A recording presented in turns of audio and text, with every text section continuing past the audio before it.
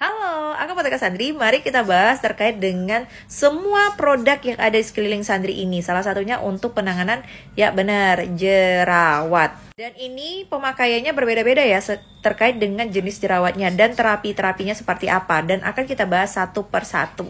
Oke, sebelum masuk ke sana, teman-teman sudah mengerti ya terkait dengan apa pengertian jerawat itu sendiri.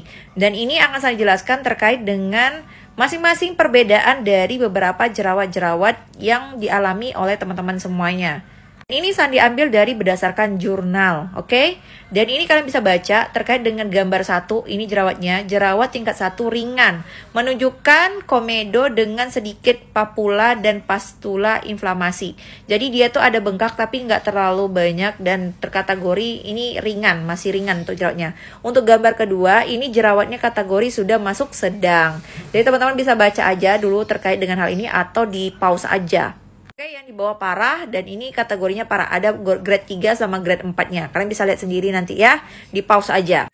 Bisa teman-teman lihat sendiri ketika lembut, sedang, cukup parah, dan berat. Ya, jadi kalian bisa lihat ini ada temuan klinisnya seperti apa. Dan kalian bisa post juga terkait dengan tabel ini ya guys. Jadi dari hal tersebut kalian bisa memahami bahwa seberapa parah dari jerawat teman-teman semuanya. Oke lah, kita langsung masuk ke first terapinya apa. Jadi ini terapi pertamanya dan baris keduanya ketika memang tidak ada mengalami perubahan setelah pemakaian produk-produk ini. Karena ini Sandi translatekan ke bahasa Indonesia, jadi kata-katanya akan Sandi ralat nanti sedikit demi sedikit, oke? Oke, untuk kategori bahwa kalian itu mendapati jerawat kalian itu ringan. Ini terjadi pada kategori 1 yang seperti ini ya guys. Nah, untuk terapinya, untuk pertama kali kalian bisa menggunakan retinoid topikal.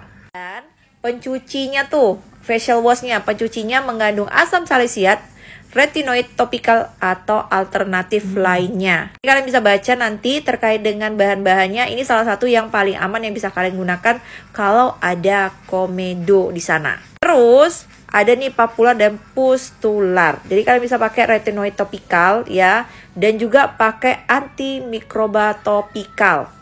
Dan juga kalian bisa menggunakan benzoil peroksida dan clindamycin. Nah, barisan keduanya, kalau tidak ada mengalami perkembangan, kalian bisa pakai retinoid topikal alternatif ditambah pencuci asam salisilat antimikroba topikal alternatif. Jadi kalian bisa cari pencuci mukanya yang sudah ada di barisan kedua ini, oke? Karena ini ada lanjutannya lagi, sebentar. Nah, ini ada lanjutannya yaitu erythromycin. Jadi bisa digabung keduanya. Misalnya nih benzoil peroxide dengan antimikroba topikalnya, misalnya clindamycin. Nah, salah satunya tuh bisa kalian kayak pakai Mediclean. Terus misalnya kayak Benzolac CL nih udah ada gabung dengan antibiotik topikal. Teman-teman bisa paham ya, Cindala itu juga bisa untuk kategori yang ringan. Atau kalian bisa pakai Adapalene atau tretinoin itu masih aman. Atau retinol biasa atau retinoil biasa itu masih aman untuk kategori ringan. Untuk pencucinya kalian bisa pakai tadi tuh sudah jelas asam salisilat dengan ada antimikroba di sana. Biasanya tuh Benzolac ini ada nih untuk pencuci mukanya. Lanjut untuk kategori yang kedua ini ya guys, atau kategori sedang. Untuk kategori sedang di gambar kedua itu adalah papula dan pastulanya terutama di wajah. Kalian bisa lihat sendiri ya.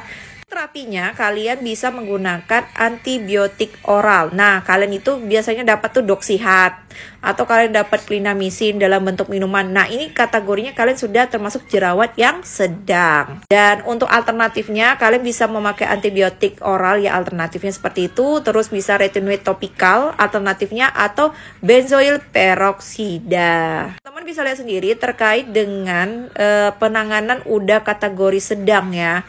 Itu sudah menggunakan antibiotik bahkan itu sudah pakai erythromycin dan trimetoprim sulfamethoxazole.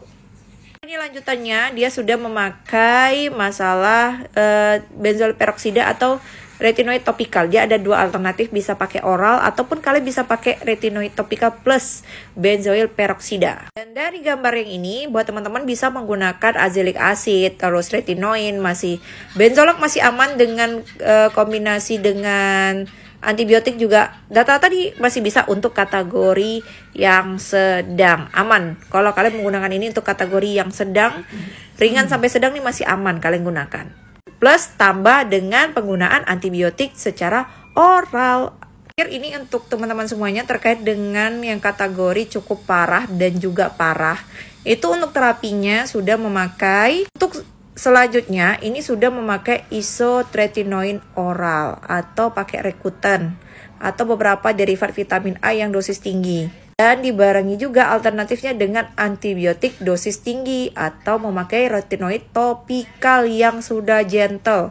Terus pemeliharaannya menggunakan benzoil peroksida. Intinya adalah buat teman-teman semuanya harus mengetahui dulu jenis jerawat kalian itu termasuk kategori apa. Ringan, sedang, cukup parah, dan parah. Ya gitu ya guys. Supaya kalian lebih tahu untuk terapi-terapi yang akan digunakan untuk pemakaian produk-produk seperti ini. Ingat, produk-produk seperti ini kalau kategori sudah pakai KK kayak gini, itu wajib resep dokter dan juga diagnosa oleh dokter. Ataupun kalian menggunakan beberapa treatment yang sudah diterapkan dengan pola hidup sehat. Dan sekali lagi, kalau sudah pakai antibiotik ataupun udah terapan resep, nah itu kalian harus tahu dulu signalnya seperti apa. Dan biasanya penambahan kortikosteroid itu hanya untuk buat teman-teman yang sudah parah atau sudah mengalami radang. Nah, dan untuk di apotik biasanya tetap kami sediakan obat-obatan golongan K seperti ini dan meminta resep.